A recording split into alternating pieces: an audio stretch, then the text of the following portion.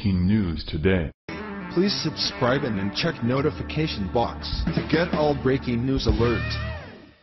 Most patriotic Americans just don't seem to understand how entrenched the Democrat Party really is here in California, but maybe there is hope for my looney state after all. Resignations due to sexual harassment scandals and the #Me Too movement have once again cost Democrats their supermajority in California's legislature, which, in turn, have temporarily saved the people of California from even more tax hikes. If you couple that with the fact that it's now a widely known fact that Nancy Pelosi effectively stalled the resignation of John Conyer in Congress, there might actually be an opportunity to save this state in the upcoming 2018 midterm elections and retire Nancy Pelosi once and for all. Via Daily Wire. Sexual harassment scandals may drive Democrats out of power in California. If there's any state in the union that is most assuredly blue, it's California. Outside of a single Republican governor, Arnold Schwarzenegger, and a handful of state and federal legislators in northern and far southern counties, Democrats hold nearly every elected office in the state. But according to Politico, a burgeoning sexual harassment scandal is roiling the state's Democratic ranks, and a series of scandal-induced resignations thought to be coming in 2018 are threatening the Democrats' stranglehold on power. We're in uncharted territory here, Gary South, a veteran Democratic strategist told the political news outlet. This whole issue has hit a critical mass in a very short time. I've never seen anything like it before, and I don't know where it ends. South and others claim that Democrats have suffered from a severe decline in public trust. The Hollywood leftists who have bankrolled Democratic candidates at both the state and federal level are now under scrutiny, as Harvey Weinstein, perhaps chief among the entertainment industry's political powerhouses, is facing dozens of sexual harassment, sexual assault, and rape allegations, and, quite possibly, an indictment. The major Democratic players who represent some of California's biggest urban areas can't escape the tarnish.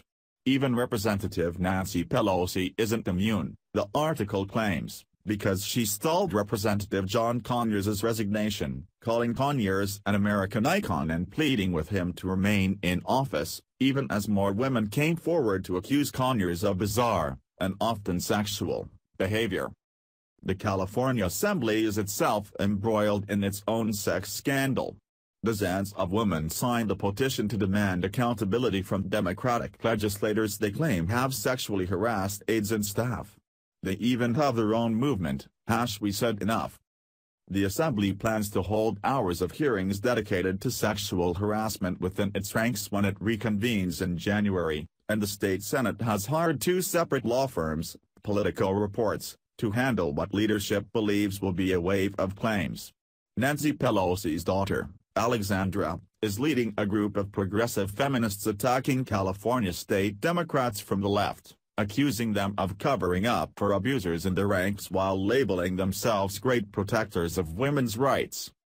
Democrats have yet to see electoral fallout from D.C. and Hollywood scandals, but Politico seems convinced that, at least in California, certain seats are likely to remain vacant or even flip to Republican if state-based scandals make national headlines. Californians prefer Democrats, that's not in doubt, but they may want a change of pace from their regular representation. At the very least, Politico says, sources close to Governor Jerry Brown are concerned his leftist agenda may have stalled indefinitely. With resignations coming weekly and a state legislature preoccupied with sniffing out harassers in their midst, there will be far fewer environmental regulations and tax hikes passed in the next year. California State Assembly members Raul Bocanegra and Matt Boebna both have already been forced to resign because of sexual harassment scandals. Bocanegra resigned in November after the Los Angeles Times published a report detailing allegations from multiple women who accused him of both sexual harassment and sexual assault. Boebna has stated that he will resign effective on January 1 following accusations that he engaged in inappropriate behavior, which included masturbating in front of a lobbyist. So are these people we elect to public office? Although both seats are from Democrat strongholds, the election for replacement representatives will not be taking place for months. And with no end in sight to the #Me Too movement, there might be hope people here will start waking up and start to see what 30 years of liberalism have done to this state. For now, at least we can rest assured that without those 2 votes, Democrats lack the supermajority they need to pass any asinine tax hikes, which is a favorite pastime of the California Assembly, who is now infamous for giving us a 73-cent gas tax hike overnight earlier this year. I get asked constantly what is wrong with the people of my state, and the answer is pretty simple actually. There are really 2 main issues here. First is the fact that Californians seem to love taxes and Democrats. There never seems to be a limit as to how much taxes they want to give to the government.